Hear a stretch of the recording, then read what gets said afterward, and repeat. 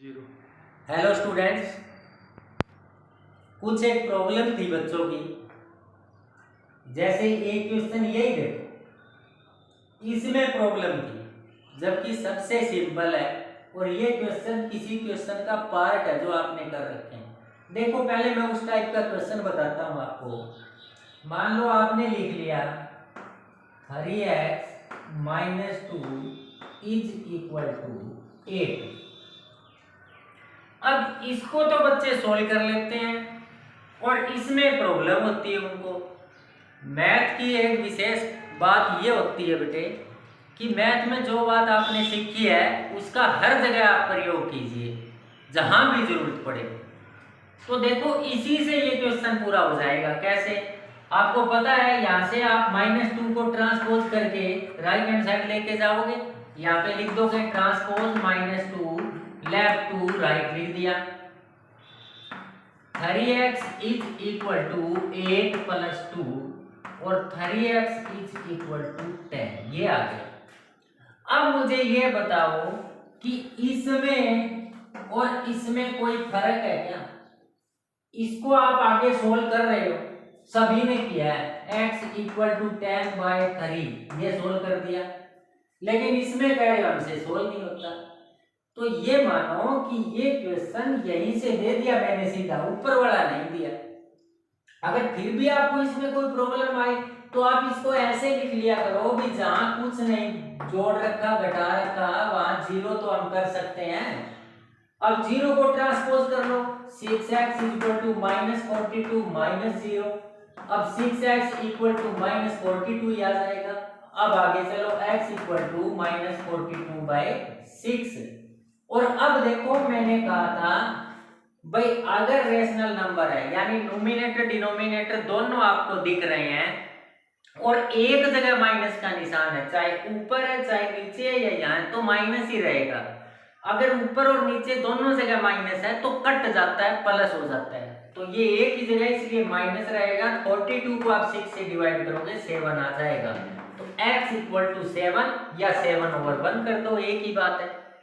तो इन क्वेश्चन को आप ऐसे सोल्व करोगे।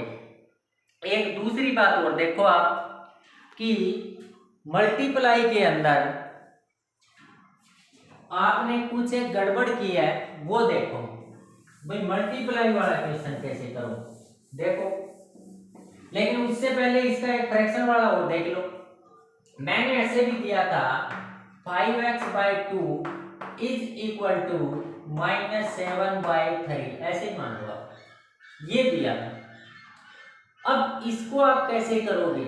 लेकिन आप ऐसे क्वेश्चन कर लेते हो कि 2x/5 - 1/2 = 8/5, ऐसे आप सोल्व कर लेते हो।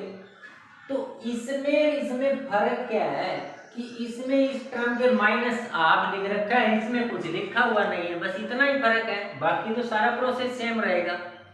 तो इनमें आप क्या करते थे? एलसीएम लेते थे।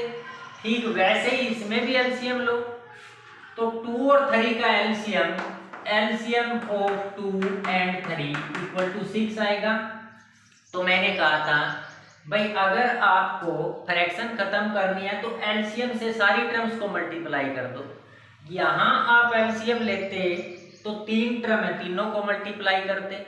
यहाँ आपने एलसीएम लिया तो 2 ही टर्म है, दोनों को मल्टीप्लाई करो। 5x/2 × 6/1 = -7/3 × 6/1। अब करो। मैंने कहा था अगर आपका एलसीएम सही है और आप हर टर्म को मल्टीप्लाई कर रहे हो सारी टर्म को, तो एलसीएम जरूर कटेगा डिनोमिनेटर से। तो डिनोमिनेटर से काटो, 2 से ये 3 और 3 से ये 2। अब करो आगे सिंप्लीफाई।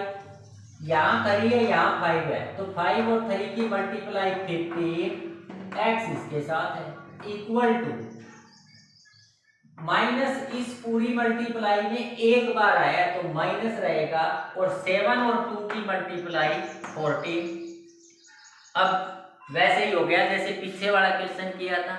मैंने कहा था भाई मैथ में जो आपने सीखा है वो हर जगह प्रयोग होगा। तो therefore x is equal to -14/15 हो गया। बस अगर आपसे कैंसिल होता है तो कर दो, अदरवाइज वहीं छोड़ दो, गलत नहीं माना जाता। तो इस प्रकार से आप करोगे। अब मल्टीप्लाई वाला वो देख लो एक बस, उसमें आप ध्यान रखना है कि मान लो ये कोई कमरा है और इसके अंदर एक आदमी यहाँ है, एक आदमी यहाँ है, इसके बीच में कोई भी निशान हो, प्लस या माइनस कोई बात नहीं, और बाहर एक तीसरा आदमी खड़ा है सी। अब ऐसे दिया हुआ हो तो इसका मतलब यहाँ मल्टीप्लाई है।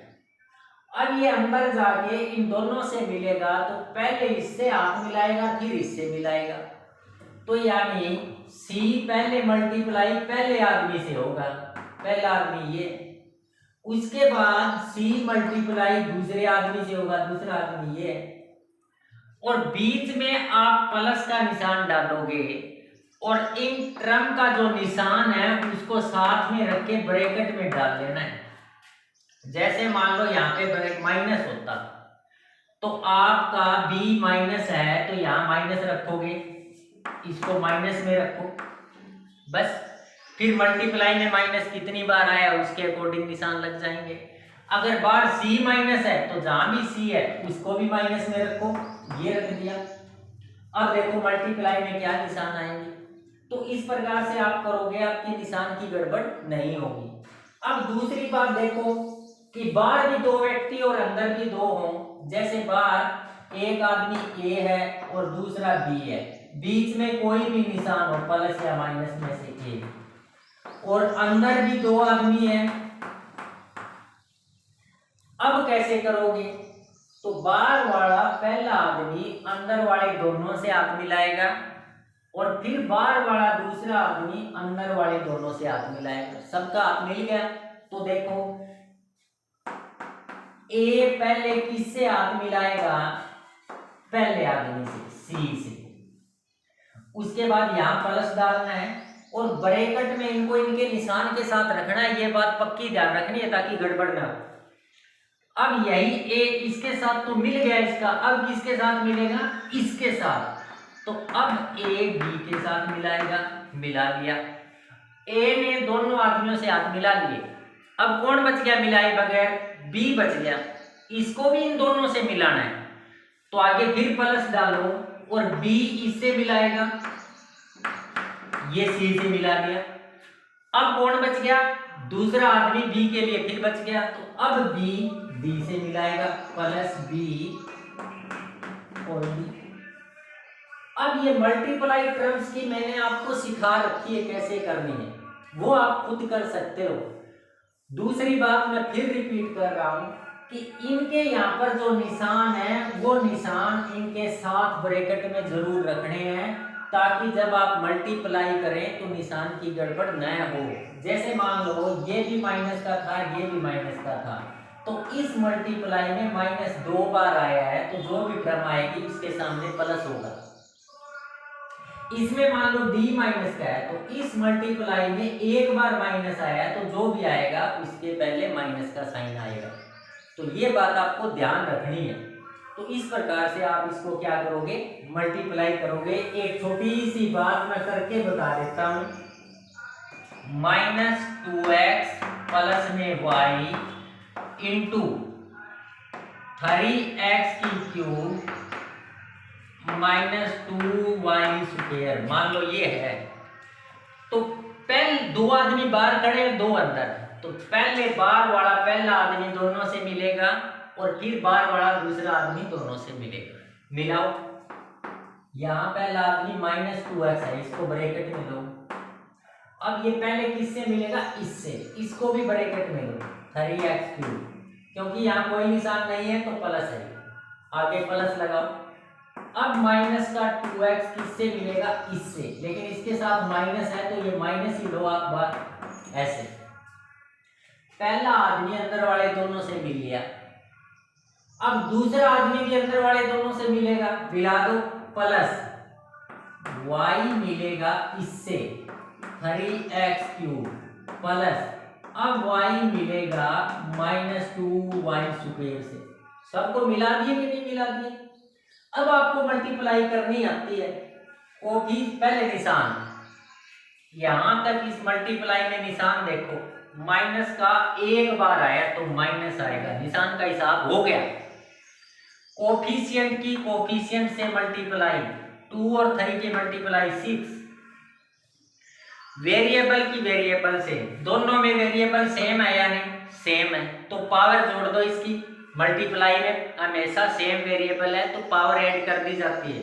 यहाँ पे पावर 3 है, यहाँ पे 1 है, तो x की पावर 3 और 1 कितनी हो जाएंगी? 4। ये हो गया इसका। बस आगे चलो, इसके अंदर माइनस का साइन 2 बार आया है तो क्या आएगा? प्लस। अब देखो, कोफिशिएंट की कोफिशिएंट से, 2 की 2 से मल्टीप्लाई 4। अब वेरिएबल देखो, यहाँ पे x है, यहाँ पे y की स्क्वायर है, दोनों कोफिशिएंट सेम नहीं है, अलग अलग हैं वेरिएबल। जब दोनों वेरिएबल की मल्टीप्लाई हो रही है और वो अलग अलग हैं तो उनको अलग अलग ही लिख दिया जाता है। x अकेला ही है, इसमें और कहीं नहीं है, वैसा का वैसा लिखो, y स्क्वायर भी वैसा का वैसा लिख दो। इसका हो गया। अब आगे देखो, ये इसमें माइनस आया ही नहीं है तो जहां माइनस न आए, 0 टाइम आए, प्लस होगा। कोफिशिएंट देखो, यहाँ 3 है, यहाँ कोई नहीं है तो 1 है, तो 1 और 3 की मल्टीप्लाई 3। और वेरिएबल दोनों ही डिफरेंट है, तो डिफरेंट है तो वैसे के वैसे लिख दो, ये लिख दिए। और इसमें कोई फर्क नहीं पड़ता, y x की 3 लिखो या x की 3 y लिखो, आगे पीछे कैसे लिख दो, ठीक वैसे ही 2 × 3 × 3 × 2 एक ही बात होती है। अब चलो लास्ट टर्म पे, माइनस एक बार आया माइनस, कोफिशिएंट यहाँ 2 है, यहाँ कुछ नहीं है तो 1 है, 2। y की 1 यहाँ पर है, 2 यहाँ पे, सेम वेरिएबल है तो पावर जोड़ के लिख दो 3। ये इसकी मल्टीप्लाई हो गई, यही इसका आंसर है। तो इस प्रकार से आप इनको सोल्व करोगे। Thank you very much. एक बात और सुनो, 1 जून से +1 का पूरा कोर्स स्टार्ट हो रहा है, इसलिए +1 मैथमेटिक्स जो भी बच्चे हैं उनका अकॉर्डिंग टू CBSE सिलेबस होगा। तो प्लीज़ वो इस चैनल को सब्सक्राइब कर लें ताकि आप उस कोर्स को रेगुलरली कर सकें। Thank you.